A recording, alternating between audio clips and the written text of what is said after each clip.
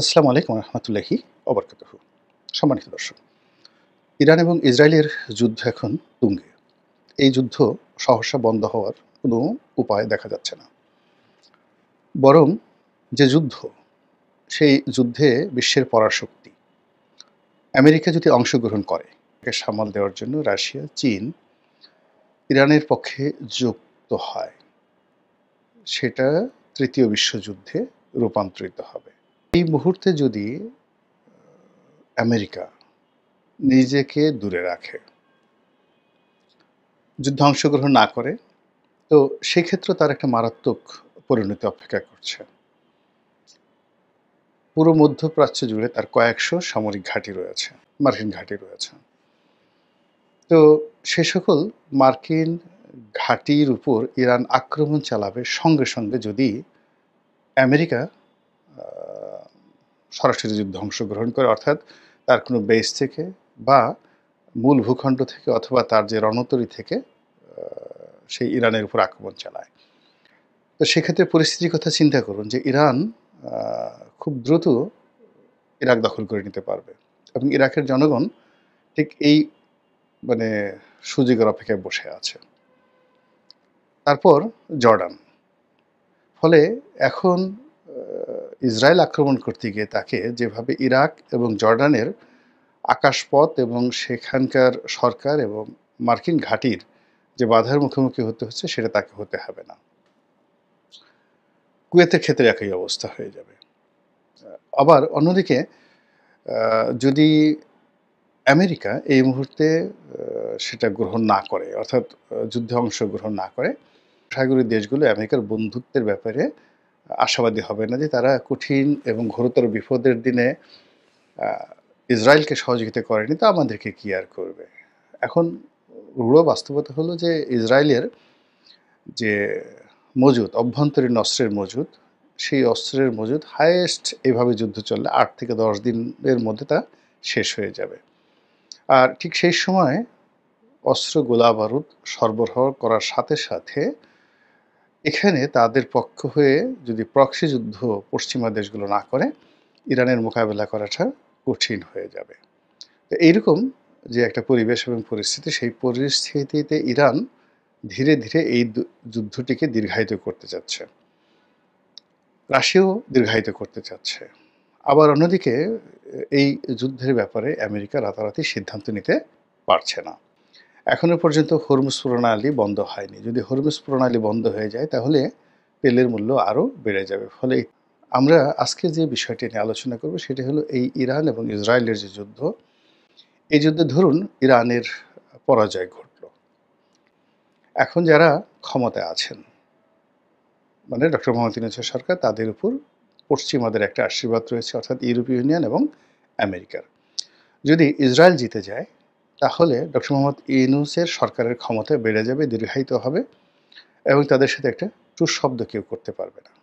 সেক্ষেত্রে বিএনপির কপাল রীতিমতো পুড়বে।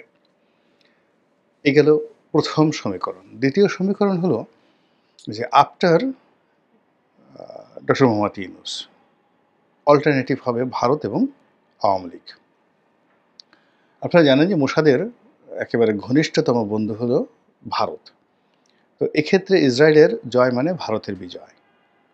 আর ভারতের বিজয় যখন হবে, তখন তারা সঙ্গতি কারণ এখানে আওয়ামী লীগকে রাজনীতিতে পুনর্বাসিত করতে চাইবে, শেখ হাসিনাকে এখানে ঢুকাতে চাইবে, অথবা যারা ক্ষমতায় থাকবে সেটা ডক্টর মোহাম্মদ ইউনূস কিংবা বিএনপি, তাদের সবাইকেই সীমাহীন আনুগত্য দেখাতে হবে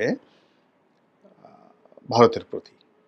এটা হলো ইসরায়েল যদি জয়লাভ করে। অন্যদিকে যদি ইরান জয়লাভ করে যায়, ইসরায়েল নেই, তো সেক্ষেত্রে যেটি হবে, আমাদের এই অঞ্চলে ভারতের প্রভুত্ব কমে যাবে। আমেরিকা নড়াচড়া করতে পারবে না আগামী কয়েক মাসে, কয়েক মাস কেন, বছরও। এই অঞ্চলে তার নিজের দেশে ট্রাম্পের বিরুদ্ধে মানে মানুষ রাস্তায় নেমে আসবে তার এই ভুল সিদ্ধান্তের জন্য, এবং আমেরিকান ইকোনমি তছনছ হয়ে যাবে যদি ইরান বিজয়ী হয়।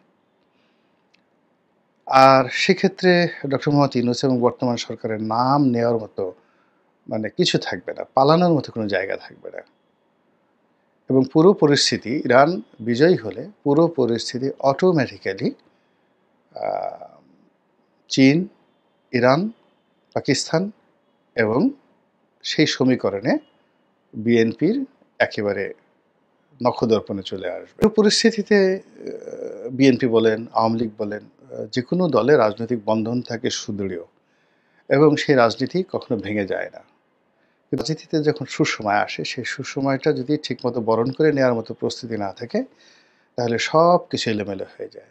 যেভাবে আগস্ট মাসের ৫ তারিখের পর ২০২৪ সনে এনসিপি, ছাত্র জনতা, ডক্টর মোহাম্মদ ইউনূস এবং বিএনপি তাদের কারোরই একটু প্রস্তুতি ছিল না। ফলে সবাই মারাত্মকভাবে কিন্তু ক্ষতিগ্রস্ত হয়েছে দীর্ঘমেয়াদে। সেই তুলনায় জামাত তুলনামূলকভাবে তাদের প্রস্তুতি ছিল, তুলনামূলকভাবে তারা অন্যান্য রাজনৈতিক দলের চেয়ে ভালো আছে। তো কাজেই আবার যখন একটা সুযোগ আসছে বা একটা পরিবর্তন অনিবার্য, এই ইরাক মানে ইরান এবং ইসরায়েল যুদ্ধের ফলে যে সমীকরণ আসে, সেই সমীকরণে কারোর জন্য গলার কাটা, কারোর জন্য ফুলের মালা, কারোর জন্য পৌষ মাস, কারোর জন্য সর্বনাশ। এখন যাদের জন্য সর্বনাশ তাদেরকেও সর্বনাশের জন্য প্রস্তুতি থাকতে হবে। যাদের জন্য পৌষ মাস তাদের জন্য পৌষ মাসের পিঠা, পুলি, পায়েস খাওয়ার জন্য তাদেরকে প্রস্তুতি থাকতে হবে। তো যেটা বলছিলাম যে যদি ইরান বিজয়ী হয় তাহলে পুরো পরিস্থিতিটি বিএনপির হাতে চলে আসবে। একেবারে অ্যাজ ইট ইজ, ইলেকশন হোক বা না হোক, রাজনীতি চলুক বা না চলুক, পুরো দেশের কর্তৃত্ব তাদের হাতে চলে আসবে এবং এটা বড়জোর ১৫ দিন থেকে ১ মাস থাকবে। যেভাবে আ আগস্ট মাসের ১৫ তারিখ থেকে সেপ্টেম্বর মাসের ১৫ তারিখ পর্যন্ত বাংলাদেশে এমন একটা পরিস্থিতি বিরাজ করছিল যে এই রাজনৈতিক জোয়ারে এমন একটা জায়গাতে চলে এসেছে যেই জায়গা থেকে আসলে এখন কেন্দ্রে ফেরা সম্ভব নয়। ফলে এই যে আগামীতে আবার একটা জোয়ার আসছে এই আ ইরান-ইসরায়েল যুদ্ধকে কেন্দ্র করে এবং সেই জোয়ারে আ সেইটা জোয়ার না ঠিক, সেটাকে ভাটা। কারো জন্য ভাটা, আমাদের দেশের জন্য ভাটা এবং সেখানে আবার সবাই গিয়ে একটা কেন্দ্রে মিলিত হবে এবং ওর জন্য যার যত সুন্দর প্রস্তুতি থাকবে সে তত ভালো করতে পারবে। তো সেক্ষেত্রে আ যেটা যদি আ বললাম যে আমেরিকা যদি জিতে যায়, ইসরায়েল যদি জিতে যায় তাহলে পুরো পরিস্থিতি ডক্টর মোহাম্মদ ইউনূসের নিয়ন্ত্রণে চলে আসবে। এখন সেই নিয়ন্ত্রণে তিনি আ যদি আনতে পারেন সবকিছু, সেনাপ্রধান বলেন, ক্যান্টনমেন্ট বলেন, বঙ্গভবন বলেন, বিপ্লবী সরকার বলেন, সবকিছু তার হুকুমে চলবে। Everything for 1 month. এখন তিনি সেটাকে কিভাবে কাজে লাগাবেন? যখন যেটা তিনি পারছেন না, তিনি এখন তার খুব রাগ হচ্ছে। এরশাকে গ্রেপ্তার করতে তিনি চাচ্ছেন, কিন্তু তিনি পারছেন না। কিন্তু ওটা তিনি পারবেন। এই যুদ্ধের ওই পরিস্থিতি যাকে ইচ্ছা তাকে তিনি ক্রস ফায়ারে ফেলে দিতে পারবেন। Nobody will ask him. আবার যদি বিএনপির জন্য ঠিক সেম পরিস্থিতিটা তৈরি হবে, তারা যা ইচ্ছে তাই করতে পারবে। যদি ইরান জিতে যায়। আবার যদি দীর্ঘমেয়াদে এই যুদ্ধটা চলে, দীর্ঘমেয়াদে চলে ২ মাস, ৩ মাস বা ইউক্রেন যুদ্ধের মতো। মানে এটা আমাদের সবার জন্য এটি একটি মরণপণ সমস্যা হয়ে যাবে। এর কারণ হলো দুর্ভিক্ষ অনিবার্য হয়ে যাবে, ব্যবসা-বাণিজ্য খারাপ হয়ে যাবে এবং আসলে তখন আমরা কেউ লাভবান হব না। কেউ লাভবান হব না। সুতরাং আল্লাহ রাব্বুল আলামিন তাই করুন যেটা আমাদের সকলের জন্য ভালো হয়। আসসালামু আলাইকুম ওয়া রাহমাতুল্লাহি ওয়া বারাকাতুহু।